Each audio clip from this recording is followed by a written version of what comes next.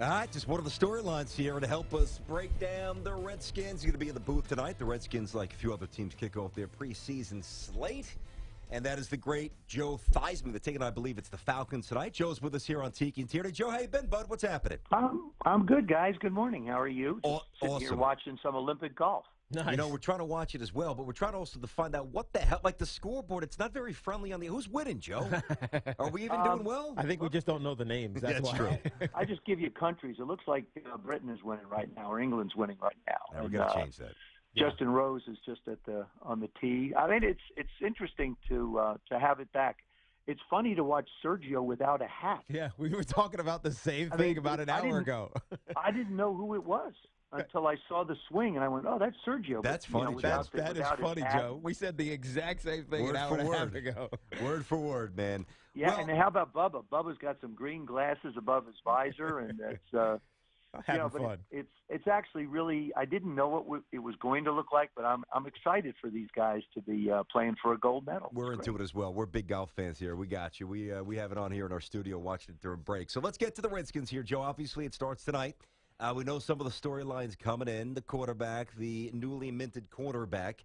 Let's start with this as a jump-off point. 9-7, they win the division. I think we all expect the Giants will be much better. Was last year an anomaly, or was last year the beginning of a Redskins renaissance? What do you think? I think it's the beginning of a Redskins renaissance. First of all, they have stability at the quarterback position. I mean, there's only been 3 times in the last 9 years that the Redskins have had a head coach and both coordinators and the starting quarterback all together for a successive season. So there's been so much. Been so many changes that have taken place. It's very difficult to get any type of continuity. I mean, even you take a look at the Giants. You know, with McAdoo taking over as the head coach, Eli will now have at least the opportunity to remain in a consistent basis. So it was very important, I think, that the transition was made. The choice of the head coach, I think, was very well thought out. But I do like the Redskins. I like where they're going. I like the foundation that's being built a lot. You know, it's interesting, Joe, because early on, with I guess it was kind of the RG3 effect. It felt like Jay Gruden was short for head coaching his job with the Washington Redskins. And, this guy's going to be out in 3 years.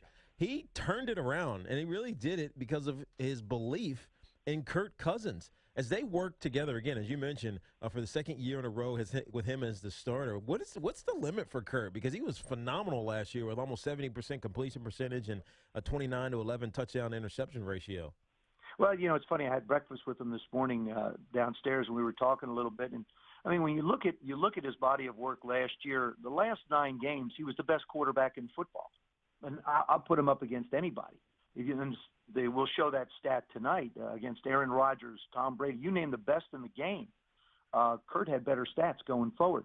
The Redskins were 9-8, and that didn't sit very well. I mean, it doesn't mean that they were that good a football team when you lose 8 and only win 9 games. But they came on strong when people got healthy. I think their skill position is as talented as anybody in football. Could be the best skilled players across the board, tight end, wide receivers, running back in football today when you break them all down. I think for Kirk, 70% is going to be hard to repeat. But, he's looking for consistency.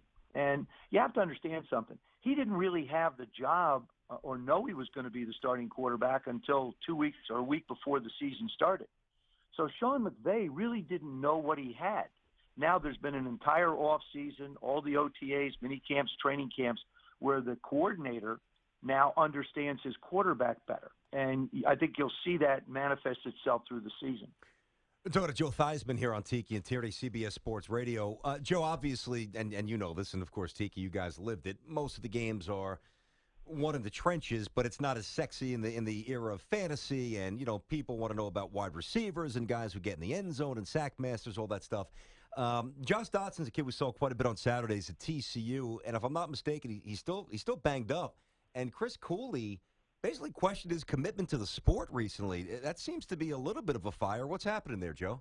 Oh, I don't. It's so difficult to be able to. I think Chris.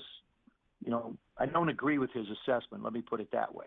I think when somebody's hurt, especially if you're a receiver, if you hurt your hands or you hurt your feet, That's what you make your living doing. And if it's not 100%, it's very difficult to be able to do your job. Mm-hmm. You have to look at why did they take Doxson in the first round? Well, both Pierre and Deshaun are in the last year of contracts. Now, common sense would say you're not going to be able to afford to keep both of them. So you draft a young wide receiver. They didn't really have a very tall wide receiver. He's the tallest guy they've had here in a while. And so, I think the injury has set him back. I look at this as, if you want to use a college term, this will be a redshirt year for him. It'll be a year to get to know professional football, to understand what it takes to get ready, to learn the systems, to be in the classroom. He's a very diligent student, but he just hasn't been healthy enough to be able to go out and compete. Yeah, no, I think you're right. Health is the biggest thing, and it's kind of it's part of your job that a lot of young players don't realize. Staying healthy is part of your job. The offense, I think we know that they should be pretty stellar. What about on the defensive side of the ball? Joe, we know they were ranked 28th in the league in yards last year. There's a couple of good stars there. Josh Norman effect should be pronounced. At least we hope it's pronounced. But what can Joe Barry do to make this defense more on par with what they need to be a successful team? Well, I think, first of all, you're probably going to wind up starting 3 different people in the secondary than you did a year ago. Rashard Breeland will be the only one that will start that was there. D'Angelo is going to move to safety, which is a different position. David Bruton comes over from Denver. He'll probably start at the other safety. Duke Iheanacho was hurt last year. He couldn't play. Will Blackman, I think, is a swing guy. And, of course, you've got Josh on the corner. Josh is very interesting. He's a fun guy, but what a great worker. I mean, he signed on a Friday, got all that money, and asked the coaches, when he needed to be there. He said, well, we're practicing on Monday, but we understand you have to fly home. He says, no, I'll be there at 8 o'clock Monday morning. And that's what he's supposed Never to missed do. an OTA. Good. Never missed a mini camp. Good. Hasn't missed a snap.